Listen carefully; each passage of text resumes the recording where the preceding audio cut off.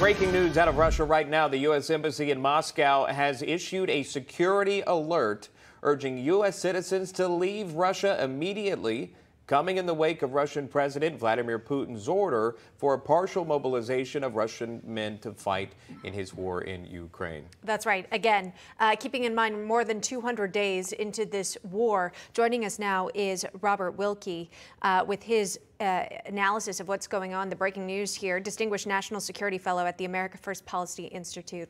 Robert, welcome. Thanks for coming on. Your thoughts on this issue to have U.S. citizens leave Russia? Sure. First, would you indulge me for a second? I'm a native of New Orleans, and I appreciate the coverage that you're giving. And Captain Glazer is absolutely right. We are witnessing a terrible national tragedy in my hometown, and I would just pray that the politicians listen to the police officers, because it is only getting worse. And the same thing would apply to what's happening in Russia. We have a long track record, Emma, as you know, of Vladimir Putin detaining Americans on very specious charges and essentially holding them hostage. And this has been going on ever since Putin came to power.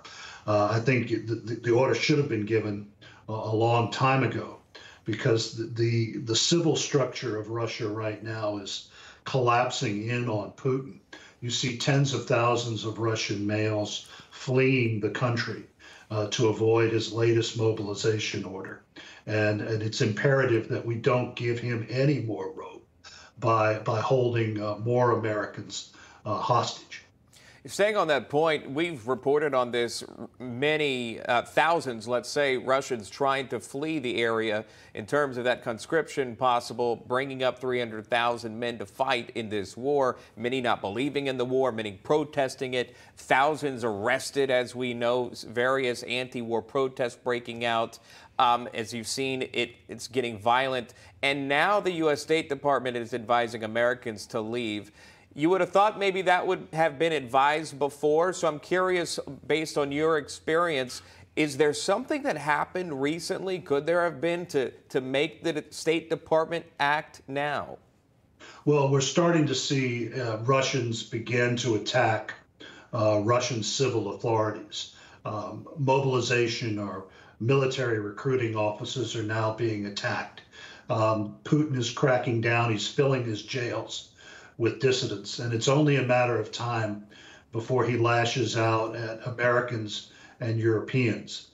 You also see the specter of Putin becoming more bellicose, and as we know yesterday, I have no doubt that he did it, blew up 2 sections of the Nord Stream 2 pipeline to further increase the pressure on the Europeans to pull back.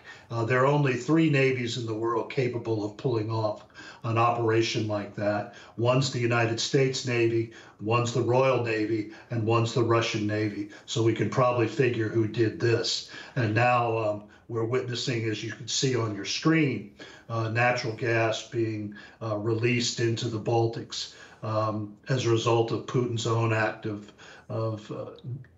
energy sabotage. Yeah, again, the leaders of several Western countries saying the leaks in those 2 pipelines likely the result of sabotage. Again, we don't have the complete picture, the confirmed details on that speculation at this point. But Robert Wilkie, with your background, thanks so much for sharing your thoughts with us this morning. We do appreciate it. No crooked establishment. None of that twisting the truth. No talking down to me. Don't tell me how to think. Don't tell me how to think. Don't tell me how to think. I trust Newsmax. Newsmax. They don't tell me how to think. They let me decide. Newsmax. Real news for real people.